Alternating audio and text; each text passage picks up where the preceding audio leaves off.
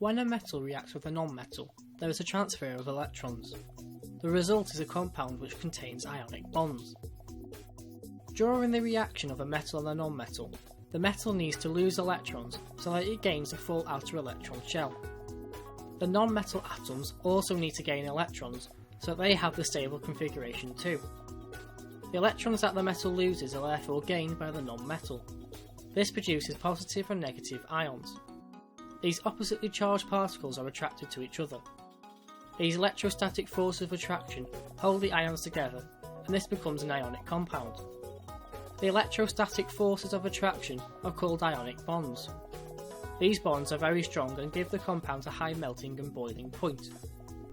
One common ionic compound is sodium chloride, or table salt. Sodium chloride consists of sodium ions and chloride ions. During the reaction to produce sodium chloride, the sodium atoms will lose one electron and then transfer this electron to the chloride atoms. This is why sodium chloride is just NaCl. There is one sodium ion for every chloride ion. If more electrons are involved, compounds such as potassium oxide form. In this compound, there is 2 potassium ions per oxygen one. One way to represent ionic bonding is using dot and cross diagrams.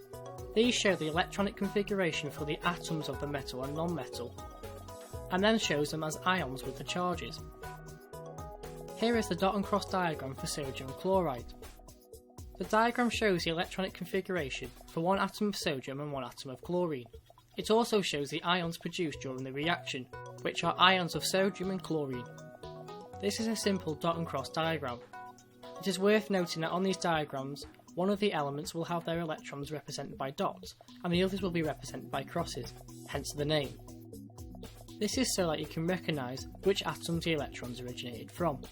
It's also worth noting that sometimes you only represent the outer electrons of the atoms. Here are simplified dot and cross diagrams, showing only the outer electrons for sodium chloride and potassium oxide.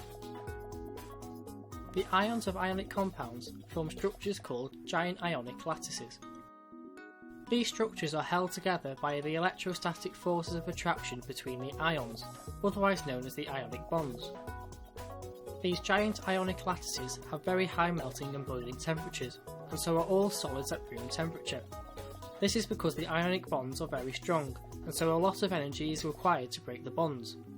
The reason that the solid becomes a liquid is because the bonds are broken, so the ions are able to move with more ease. Many ionic compounds are soluble in water.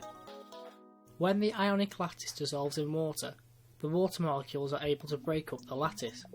As a solid, the ions are held in place by strong forces which act in all directions, and the ions can only vibrate in their place.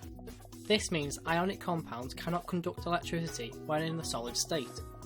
When an ionic compound is molten, the ions are able to move more easily. This means that they can now carry a current, and the ionic compound can now conduct electricity. The ionic compound can also conduct electricity when it is dissolved in water. This is because the ions are free to move through the solution and so can carry a current.